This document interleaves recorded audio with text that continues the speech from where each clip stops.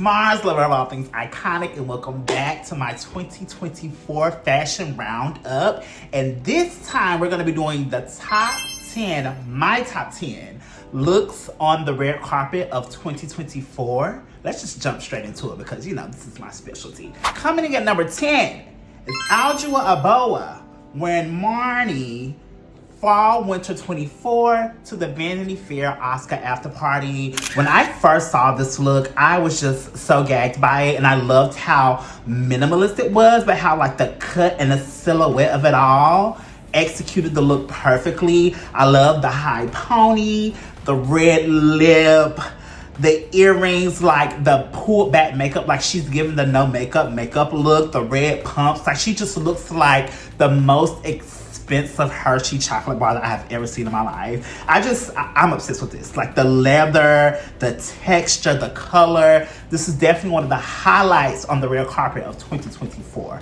for me. Coming in at number 9 is Cynthia Erivo and Schiaparelli at the UK premiere of Wicked. This look is just really had me clocked in with the whole Wicked premiere.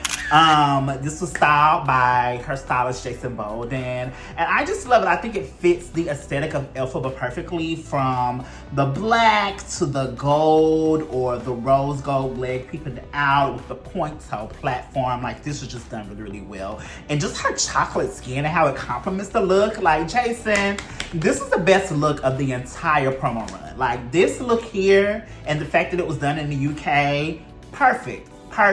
I have no notes. Coming in at number 8 is Miley Cyrus at the Grammy Awards wearing Margiela by John Galliano, but she's referencing one of John Galliano's looks. I don't know if it's from Dior or from his namesake. I'll put it in the video here. I can't think right now.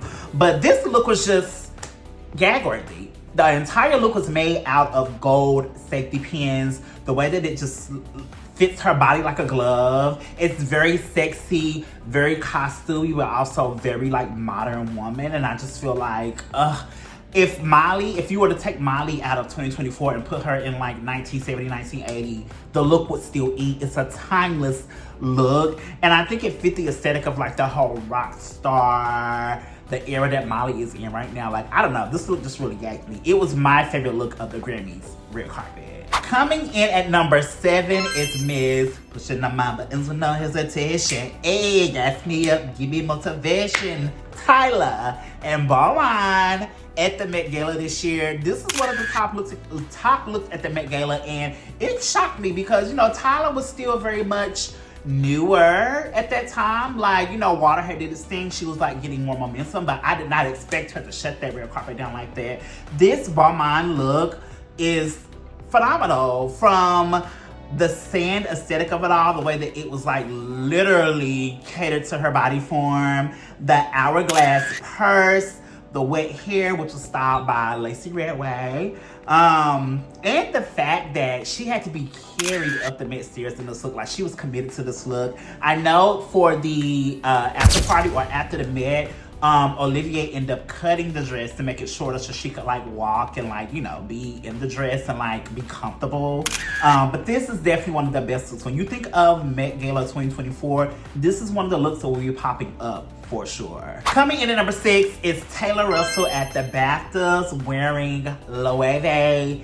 One thing that I love about a Taylor Russell look is that if the back is out and she gives you like that over the shoulder, you know, looking back type of look, Taylor's back, it's just something about it. It just eats up whatever dress it's in. I love the whites and like the frilliness, the textures.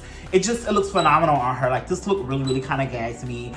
Even the makeup and the beauty, the makeup is kind of like pared down and muted because the dress is doing all of the work, but Taylor knows. Taylor and her team knows exactly what to do. She was stopped by Ryan Hastings. Ryan, keep doing your thing. You always have Taylor looking amazing. Coming in at number 5 is Miss Doja Cat wearing Vetements at the 2024 Met Gala, styled by Brett Allen Nelson.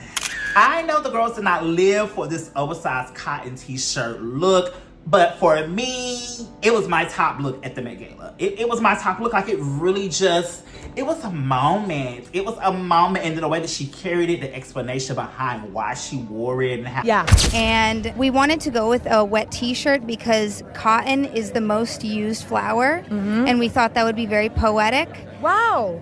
You know, without it being on the nose. And then also the t-shirt is a classic piece of clothing.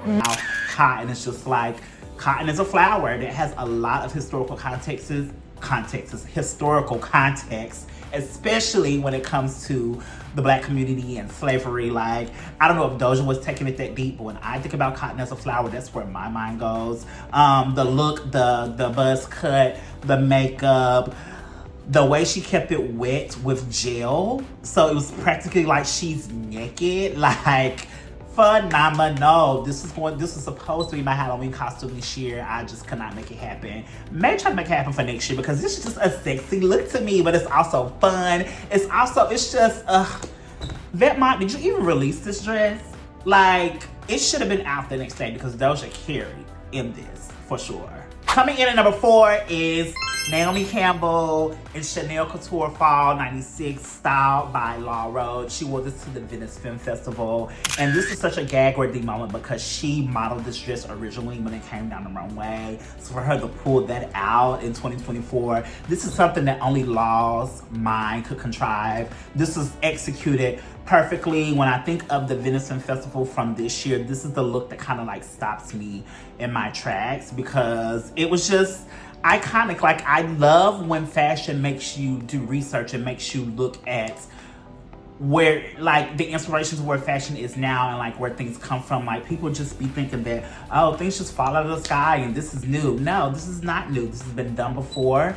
And you need to do your research. You need to know your fashion history. And Law has a way of styling his clients in a way that makes you not only focus on the look, but like everything that goes into this look and where it comes from. Like, he's very intentional about that. And Naomi Campbell was just the perfect canvas to bring this look to life because, again, she wore the dress first and she'll be the last to be remembered in it, period.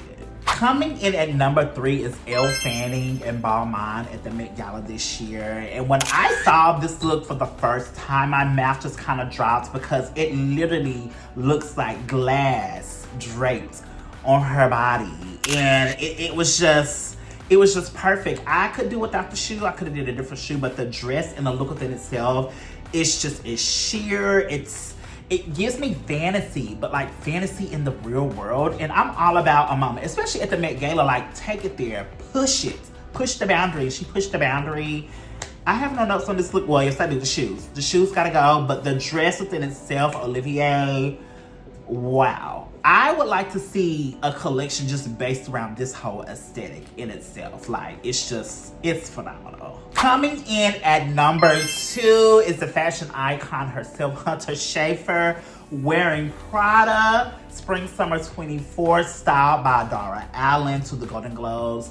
And this is such a moment because this is one of Prada's like best collections in the last few years. So for Dara to pull that straight off the runway and put it on Hunter, and it just flowing as she walks down the red carpet, it was just perfect. It was perfect. The beauty was kind of muted, pulled back, like the dress did all of the work. I love the pulled back hair, like let the dress shine, and Hunter did just that. This is definitely like one of the most memorable looks of 2024. And I hope to see a lot more of Dara and Hunter on the red carpet because they're just a match made in heaven. So definitely one of my favorite looks. Coming in at number 1, nobody topped this look. And when I say this is coming in at number 1, and I mean this is bounds ahead of everyone else, is Zendaya at the Dune premiere in London wearing Mugler Fall 2005 Hot Couture, styled by Law Roach.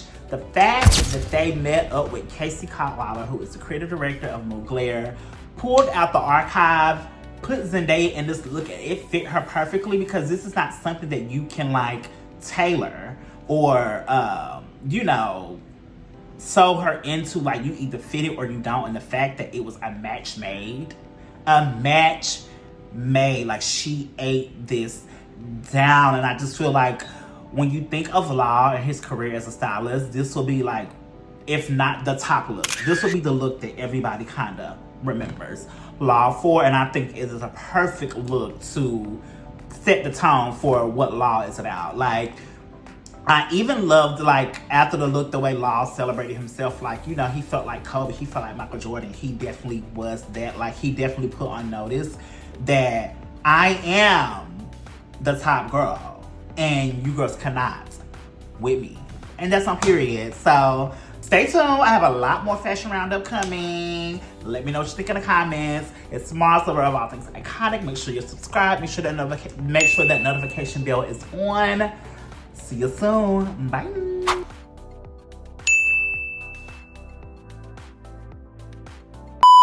Only thing that's saving